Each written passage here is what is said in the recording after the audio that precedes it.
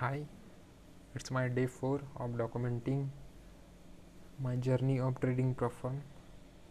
तो आज के दिन मैंने मॉर्निंग में गोल्ड में ट्रेड किया था और उसमें करीब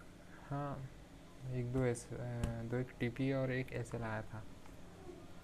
और उसके बाद अभी लंदन सेशन में मैंने ट्रेड किया।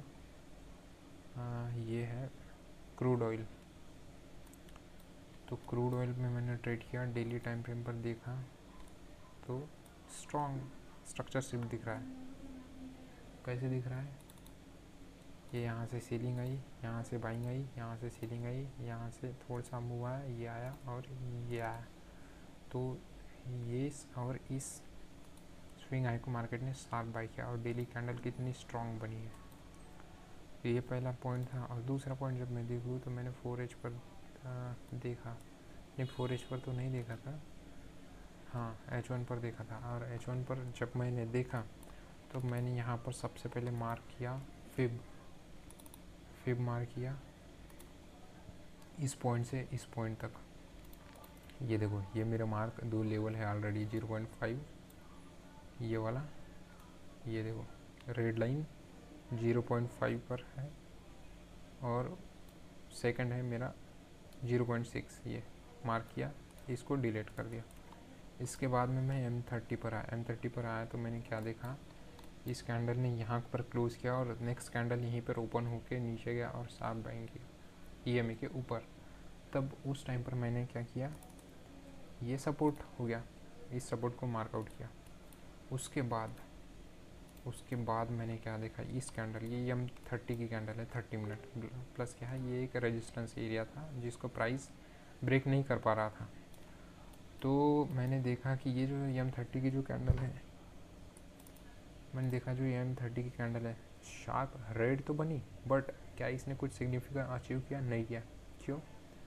EMA था प्लस सपोर्ट था, प्राइस ने इसको अप्रोच तो किया बट क्लोज कैसे कर दिया? वीक के साथ। तो फिर मैं बोला कि यार ये तो फिब का लेवल है, प्लस इसमें अगर स्ट्रक्चर देखो तो स्ट्रक्चर शार्प बाइंग इसी लेवल चाहिए, ठीक है। प्लस इसने इस रेजिस्टेंस को भी ब्रेक कर दिया और कहीं ना कहीं इसके पास यहाँ से यहाँ शार्प एक ही मूव, 1 2 3 तीन ही कैंडल ने इतना मूव कर चुका है। जो कि यहाँ पर सेलिंग आई तो 1 2 3 4 5 कैंडल लग गए 15 मिनट के, और ये तीन ही कैंडल में यहाँ से प्राइस यहाँ आ गया। तो कहीं ना कहीं दिख रहा है कि भाई प्राइस में स्ट्रेंथ है। उसके बाद में ये जो M30 की जो कैंडल थी, इसने कहाँ क्लोज किया? EMA के ऊपर। तो यहीं पर मैंने लॉन्ग किया, मैंने एसएल यहाँ पर लगाया और ये जो रेजिस्टेंस एरिया है यहाँ पर मैंने अपना TP लगाया। देखो 1 2 3 4 कैंडल का ओपनिंग क्लोजिंग यहीं पर है, तो मैंने यहीं लेवल मार्क करके यहीं पर अपना टारगेट लगाया। और प्राइस यहाँ कहाँ पर आया तो मैंने एग्ज़िट कर दिया, हाँ शायद यहीं कहीं पर। और उस टाइम पर 15 मिनट की कैंडल ये वाली रनिंग थी। तो इसमें मैं एक चीज़ कर सकता था कि जब स्ट्रक्चर इतना स्ट्रॉन्ग है, प्राइस ने रिट्रेसमेंट किया और फिर के इस लेवल पर स्ट्रक्चर शिफ्ट करके प्राइस अपना मेजर ट्रेंड कंटिन्यू कर रहा। तो जिस कैंडल में टारगेट हिट हो रहा है उस कैंडल अगर STF है हाई टाइम फ्रेम तो क्लोजिंग होने का वेट करूँ, बट ठीक है। हाँ बट इफ़ अगर मैंने वेट किया होता तो almost I could have catch 1.1:3.5 RR, but ठीक है।